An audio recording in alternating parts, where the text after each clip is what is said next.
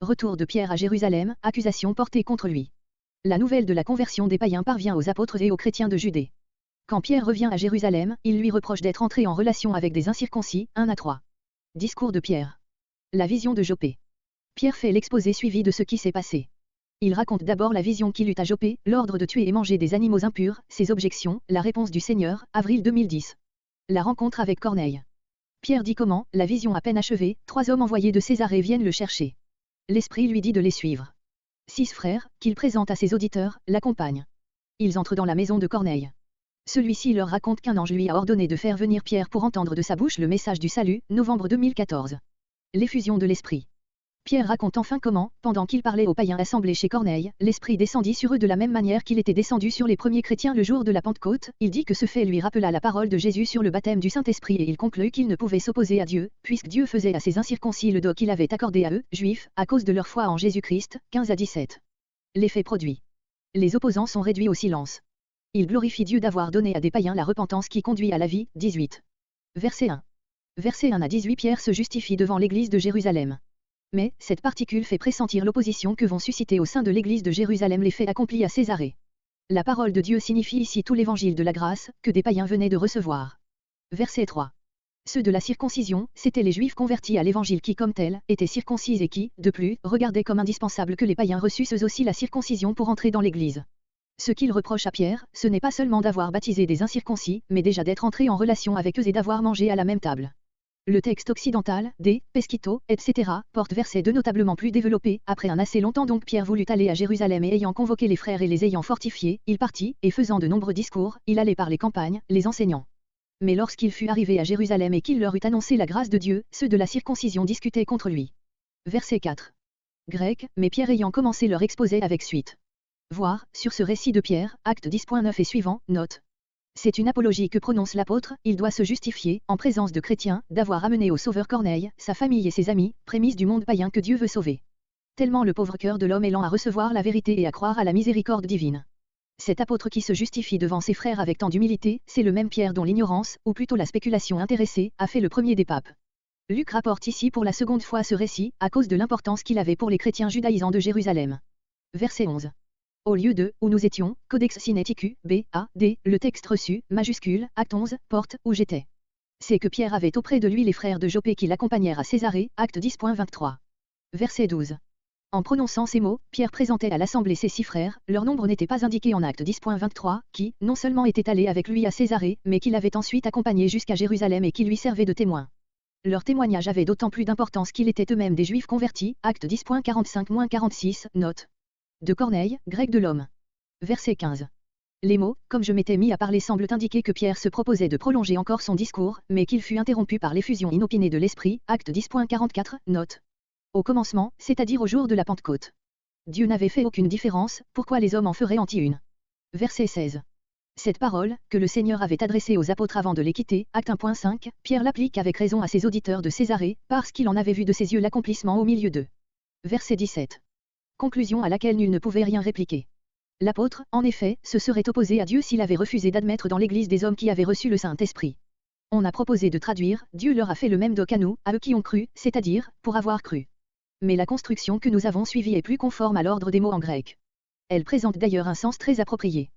Pierre veut dire, le don du Saint-Esprit nous a été accordé, non parce que nous étions de la circoncision, mais parce que nous avons cru. Bengel. Verset 18. Les auditeurs de Pierre sont convaincus, ils se calmèrent ou se turent, Luc 14.4, ils cessèrent de discuter contre lui, verset 2, ils se réjouirent des faits qu'il leur avait racontés, ils en glorifièrent Dieu, eux porte glorifiait, et ils reconnurent que Dieu avait donné même aux païens, grecs, la repentance pour la vie. La repentance, qui est déjà, comme le mot l'indique, une transformation morale, appelle la régénération qu'opère le Saint-Esprit, Matthieu 3.2, première note, elle a pour fruit la vie de l'âme, la vie éternelle. Malheureusement les auditeurs de Pierre n'étaient pas tout le parti judéo-chrétien, ce parti, très nombreux alors dans l'Église, persista dans son esprit étroit et sectaire. Nous le retrouverons à acte 15 et il sera pour l'apôtre Paul un des plus grands obstacles dans son ministère. Verset 19. Sa fondation. Les disciples chassés de Jérusalem par la persécution qui suivit la mort d'Étienne se répandent jusqu'en Phénicie, en Chypre et à Antioche, ils ne prêchent l'évangile qu'aux seuls juifs. Mais quelques chrétiens de Chypre et de Gyrène, arrivés à Antioche, s'adressent aux Grecs. Le Seigneur bénit leur travail, nombreux sont les convertis, 19 à 21. La visite de Barnabas. À l'ouïe de cet événement, l'église de Jérusalem délègue Barnabas à Antioche. Il reconnaît l'œuvre de la grâce divine et en éprouve de la joie. Il exhorte les néophytes à persévérer dans leur attachement au Seigneur. Son attitude est expliquée par les qualités morales dont il est doué, par sa foi et sa communion avec l'Esprit Saint. Elle a pour conséquence la conversion d'une foule de païens qui s'unissent à Christ, 22 à 24. Ministère de Barnabas et Saul. Barnabas part pour Tars, à la recherche de Saul.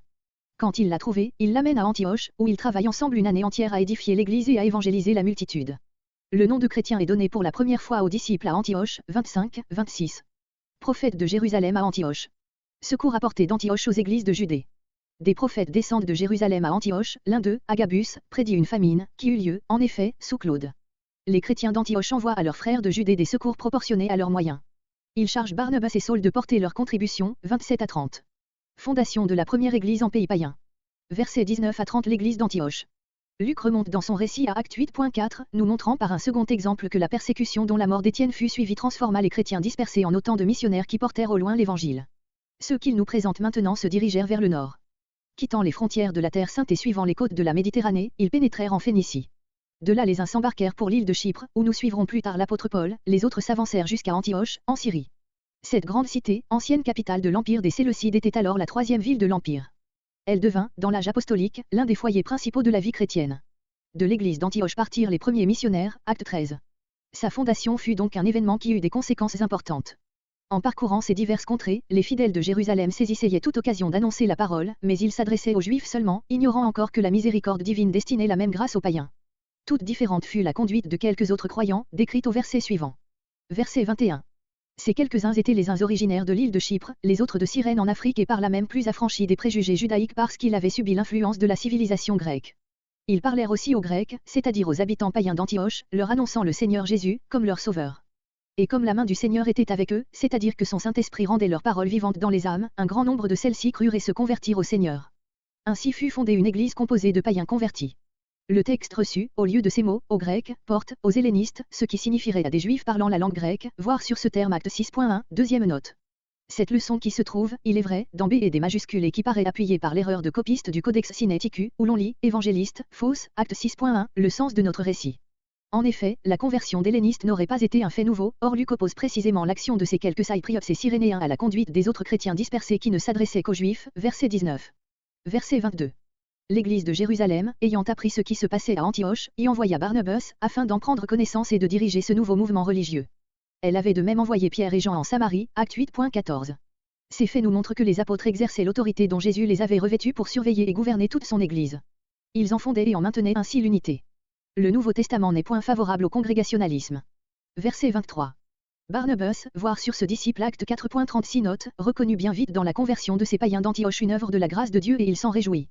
Et, sans exiger que ses nouveaux frères se fissent juifs pour être reçus dans l'Église, il se contenta de les exhorter tous à demeurer attachés au Seigneur d'un cœur ferme, grec avec la résolution du cœur. C'est donc bien dans le cœur de ces nouveaux croyants que Barnabas reconnut l'œuvre de la grâce. Verset 24.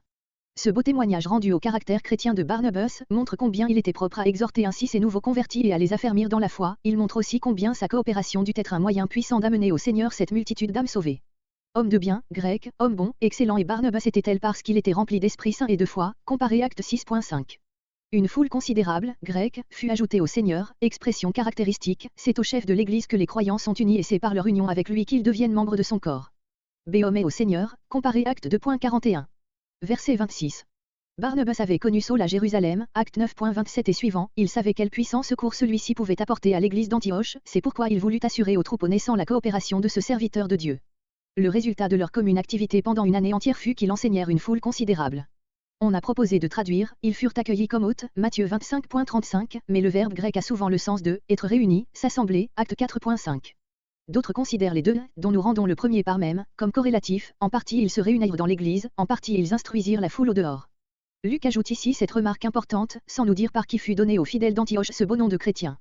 Ce nom ne provient ni des croyants eux-mêmes, qui se nomment dans le Nouveau Testament disciples, frères, saints, ni des Juifs, qui auraient cru proférer le nom de leur Messie, Christ, en l'appliquant à cette secte méprisée, il fut donné aux disciples, avec ironie, par les païens qui les voyaient se réclamer du nom de Christ, devenu pour eux un nom propre.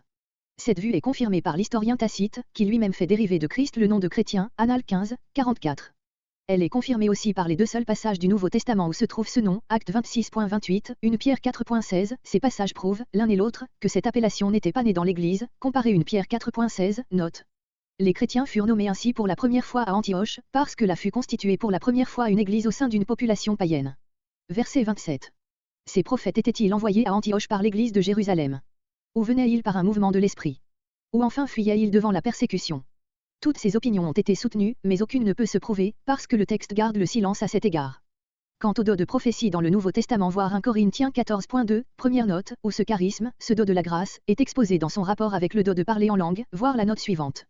Au verset 27 se lit une des plus importantes adjonctions du texte occidental, et il y avait une grande joie, et comme nous étions assemblés, l'un d'eux, nommé Agabus. Comparé introduction. Monsieur Wendt, bien que n'acceptant pas l'hypothèse de Monsieur Blas, estime que ce texte est très probablement le texte original. Monsieur Arnac au contraire la rejette pour de nombreuses raisons, mais l'introduction du pronom nous dans ce passage isolé reste bien inexplicable, si l'on n'y voit qu'une interpolation postérieure. Verset 28. Agabus est connu encore par une autre prédiction, non moins importante que celle-ci pour l'Église, Acte 21.11. La fonction principale des prophètes, aussi bien dans l'Ancien que dans le Nouveau Testament, n'était pas de prédire l'avenir mais bien d'annoncer la volonté de Dieu, d'exhorter, de faire entendre des révélations qu'ils recevaient par l'Esprit de Dieu. Cependant ces voyants avaient souvent, par le même esprit, une intuition directe qui s'étendait aussi sur les événements de l'avenir. Ainsi Agabus put prédire cette grande famine dont la Palestine entière eut beaucoup à souffrir. Il faut limiter à ce pays et à quelques autres parties de l'Empire cette expression, toute la terre, comparée Luc 2.1.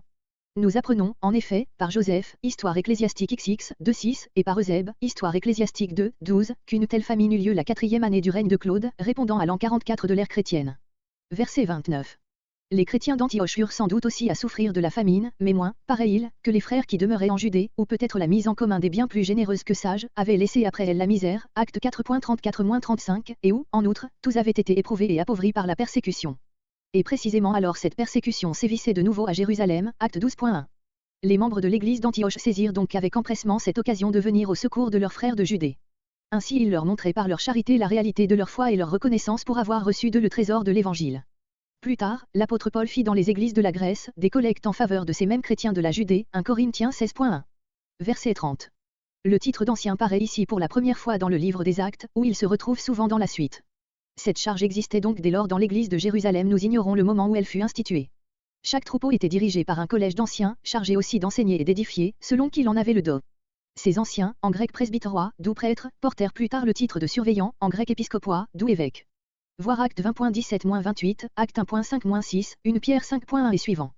L'église d'Antioche attachait la plus grande importance à ce témoignage de sa charité envers les chrétiens de la Judée, puisqu'elle voulut qu'il leur fût transmis par ses deux principaux conducteurs, Barnabas et Saul. Mais ce second voyage de l'apôtre Paul à Jérusalem, comparé acte 9.26, présente une sérieuse difficulté. Paul le passe sous silence dans les deux premiers chapitres de l'Épître aux Galates, où il paraît vouloir énumérer tous ses rapports avec les apôtres de Jérusalem, afin de bien établir que son apostolat était indépendant d'eux. Il écrit, Galates 2.1, 14 ans après sa conversion ou, après le premier voyage, je montai de nouveau à Jérusalem. Or ce voyage qu'il introduit en ces termes n'est point celui que Luc raconte ici, la chronologie s'y oppose absolument.